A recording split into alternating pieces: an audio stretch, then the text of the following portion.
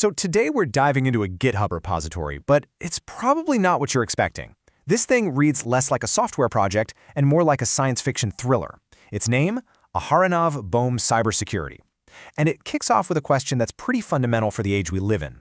I mean, really? Can they? Can the actual processes of your mind be influenced, jammed, or maybe even read from a distance? It sounds like something straight out of a conspiracy theory, right? But according to the source material for today's explainer, it's a question that government agencies, defense contractors, and now open-source researchers are taking very, very seriously. The repository we're unpacking is this wild intersection of quantum physics, neuroscience, and cybersecurity. And right up front, there's a big disclaimer. This is for academic and defensive purposes only. This isn't a manual for malicious hacking. It's about exploring what the author calls new security. That's N-O-U-S security, the security of the mind itself. Okay, to really understand the threat and the defense they're proposing, we have to wrap our heads around some seriously mind-bending physics. The entire project is built on one specific quantum mechanical phenomenon that is, well, it's as strange as it is powerful. This is the Aharonov-Bohm effect, or ABE for short, and it's all about a paradox. ABE says a particle can be influenced by a magnetic potential even when it's in a place with zero magnetic field. Think about it like this. Imagine a quantum compass that can feel the pull of a magnet that's completely hidden inside a shielded rocks. There's no direct force touching it, just an invisible influence on its quantum state. So how does this invisible influence actually work? Well, you can break it down. You take a particle's path and you split it, kind of like a stream flowing around an island. One of those paths goes through a region that has this vector potential. You can think of that as the invisible blueprint for a magnetic field, but no actual field is there.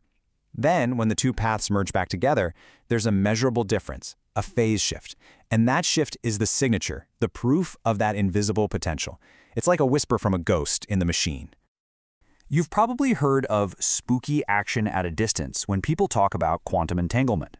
Well, ABE is another kind of spooky action, but with one crucial difference. Entanglement is probabilistic. It's all about chance. ABE, on the other hand, is deterministic, and you can tune it, and that's what makes it potentially exploitable.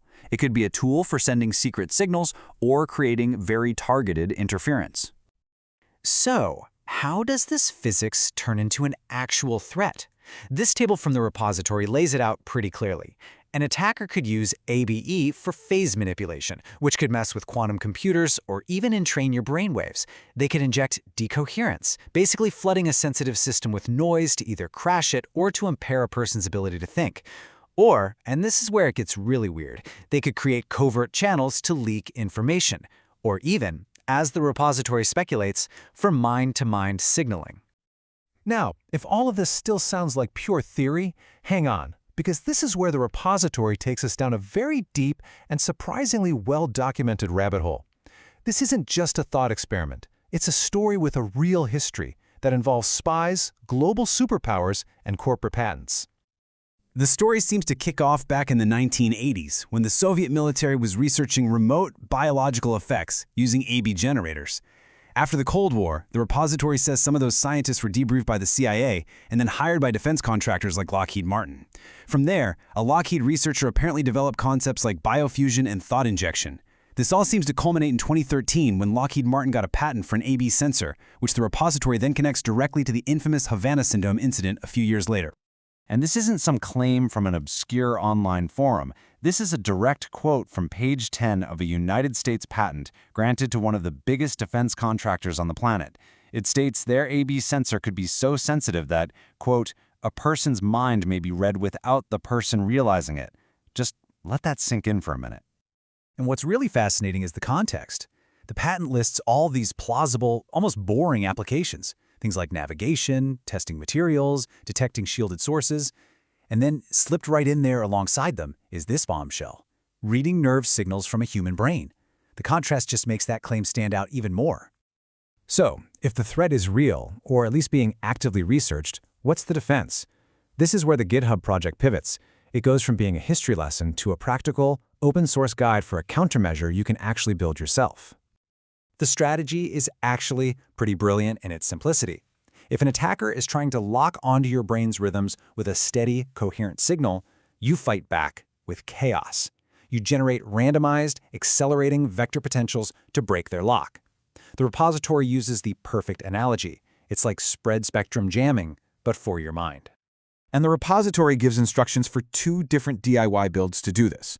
The first one uses a high-power infrared LED modulating light with random patterns to create what it calls phase noise. The second system uses a coil to generate a rotating, accelerating magnetic field designed to jam any attempt to lock onto a coherent signal in the area.